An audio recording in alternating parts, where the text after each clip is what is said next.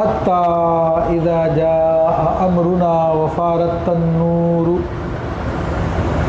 یہاں تک کہ جب ہمارا حکم آیا اور تنور ابلا،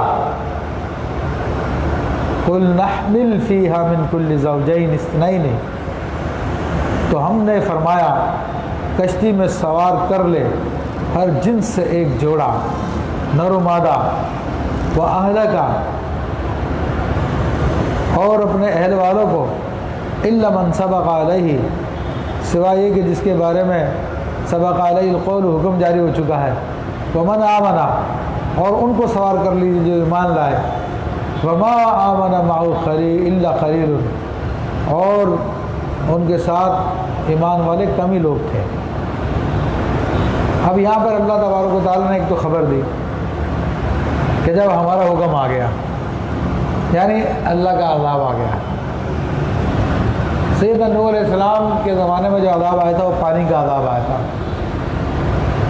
اور وہ عذاب نہایت ہی سخت قسم کا عذاب تھا کہ زمین سے بھی پانی نکل رہا تھا اور آسمان سے بھی پانی برس رہا تھا، اور ہر چیز اس پانی میں ڈوب گئی تھی۔ اور پانی کے عذاب کی ابتدا ایک تندور سے ہوئی تھی، روٹی پکانے کا تندور ہوتا، وہاں سے ابتدا ہوئی تھی۔ کہتے ہیں کہ وہ تندور آدم علیہ السلام کا تھا، کہتے ہیں کہ وہ تندور حضرت نوح علیہ السلام کا تھا، کہتے ہیں کہ وہ تندور حضرت حوا رضی اللہ تعالیٰ عنہ کا تھا، وہ بعد میں حضرت نوح علیہ السلام کے پاس آ گیا تھا۔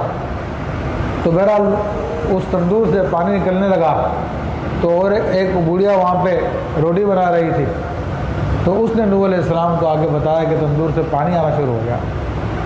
تو اسی وقت اللہ کا حکم نازل ہو گیا۔ ہم نے کہا کہ ہر جانوروں میں سے نر و مادہ کا ایک ایک جوڑا دے دو۔ تو سیدنا نوح علیہ السلام نے ہر قسم کے جانوروں کا ایک ایک جوڑا لے لیا۔ تو آپ نے جو کشتی بنائی تھی اس کے اندر 3 درجے تھے، 3 منزلیں تھیں۔ تو ایک منزل کے اندر آپ نے وحشی جانور، درندے نیچے والے حصے میں رکھے، اور اس کے اوپر والے حصے میں آپ نے چوپائے وغیرہ جو ہوتے ہیں وہ رکھے۔ اچھا، اسی نچلے حصے میں اشراط الارض بھی تھے، اور اوپر والے حصے میں آپ تھے، آپ کے اہل خانہ تھے، اور آپ پر ایمان لانے والے مسلمان تھے۔ تو ٹوٹل تعداد کتنی تھی؟ تو مختلف اقوال ہیں، بعض کے مطابق 80 تعداد تھی، جن میں سے خود سیدنا نوح علیہ السلام تھے، آپ کے 3 بیٹے حام، سام، یافیت، یہ 3 بیٹے تھے اور ان کی بیویاں تھیں، اور مومن مسلمان مرد اور ان کی عورتیں تھیں۔ تو یہ وہ تعداد تھی جو سیدنا نوح علیہ السلام نے اس کشتی میں بٹھا لی تھی۔ تو اللہ نے فرمایا کہ کم ہی لوگ تھے ایمان والے۔ وَقَالَ ارْكُبُوا فِيهَا بِسْمِ اللَّهِ مَجْرَاهَا وَمُرْسَاهَا إِنَّ رَبِّي لَغَفُورٌ رَحِيمٌ۔ تو نوح علیہ السلام نے فرمایا اس پہ سوار ہو جاؤ اللہ کے نام سے، اس کا چلنا اور اس کا ٹھہرنا، بے شک میرا رب ضرور بخشنے والا مہربان ہے۔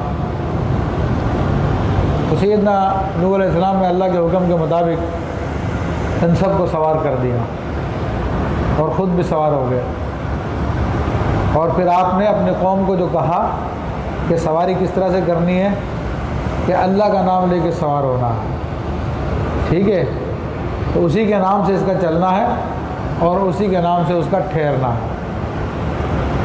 تو بتانا یہی مقصود ہے کہ کشتی نجات دینے والی نہیں ہے، نجات دینے والا رب تعالیٰ ہے، کیونکہ اگر کشتی نجات دینے والی ہوتی تو پھر خدا کی ضرورت نہیں تھی،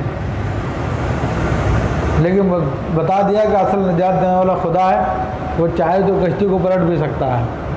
تو اس لیے اللہ کے نام سے آپ نے ساری ابتدا کی، اور حدیث شریف میں آتا کہ کل امر ذی بال لم یبدأ بسم اللہ فواقتہ کما قال علیہ السلام، کہ ہر اچھا کام جو کہ بسم اللہ سے شروع نہ کیا جائے وہ نامکمل رہتا ہے۔ تو نوح علیہ السلام نے بسم اللہ سے اس کی ابتدا کی تھی تاکہ ایک کام مکمل ہو جائے۔ تو بے شک میرا رب بہت ہی غفور اور رحم کرنے والا ہے۔ اور چونکہ اس عذاب کا ٹائم تھا اور اس ساری زمین پہ عذاب الہی آیا ہوا تھا، تو اس میں پھر آپ نے اللہ تعالیٰ کی صفت غفور اور رحیم کو یاد فرمایا تاکہ اللہ تعالیٰ بخش بھی دے اور رحم بھی فرمائے۔ نوح علیہ السلام کے ویسے 4 بیٹے تھے، 3 میں نے آپ کو گنوائے، سام، حام اور یافس، اور چوتھے بیٹے کا نام تھا کنعان۔ تو یہ 3 تھے آپ کے ساتھ کشتی میں، اور کنعان کشتی میں نہیں تھا۔